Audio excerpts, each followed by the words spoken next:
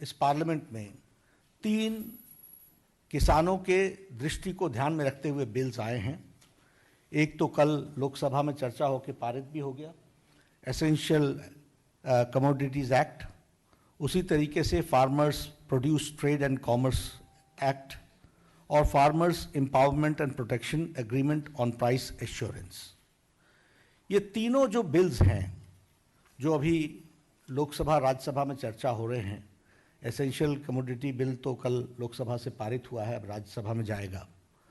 ये तीनों ही बिल बहुत दूरदृष्टि रखते हैं और बहुत दूरदृष्टि रखते हुए इन बिल्स को एक्ट के रूप में हम सब लोग पार्लियामेंट में पास कर रहे हैं। यह किसानों के उत्पाद का, प्रोड्यूस का दाम बहुत तीव्र गति से आगे बढ़ाने वाले ये तीनों ही बिल रहने वाले हैं। और उसी तरीके से निवेश हो एग्रीकल्चर सेक्टर में, कृषि क्षेत्र में निवेश को बढ़ाने में ये तीनों ही बिल बहुत महत्वपूर्ण भी हैं और बहुत लाभकारी भी हैं, कारक हैं। इसको हमको समझना चाहिए।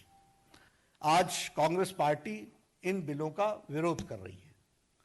इसका दोहरा चेहरा है। यह हमेशा हर चीज में इनका काम राजनीति करना है। कांग्रेस को सिवाय राजनीति के और कुछ नहीं आता।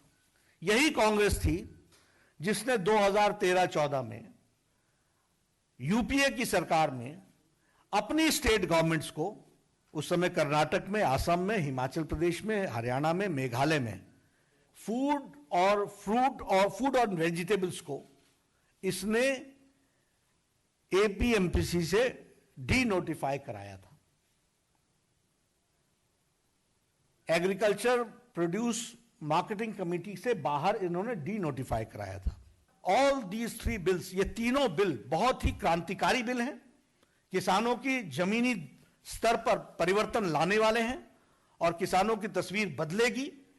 लेकिन कांग्रेस का झूठा चेहरा एक तरफ अपने मैनिफेस्टो में लिखना, और जब प्रधानमंत्री मोदी जी सारी चीजों को इंप्लीमेंट कर रहे हैं और किसानों की चिंता कर रहे हैं, तो वह किसानों को बरगलाने के लिए, धोखा देने के लिए, उनको गुमराह करने का काम आज इंडियन नेशनल कांग्रेस कर रहा है, जो बहुत ही दुखद है।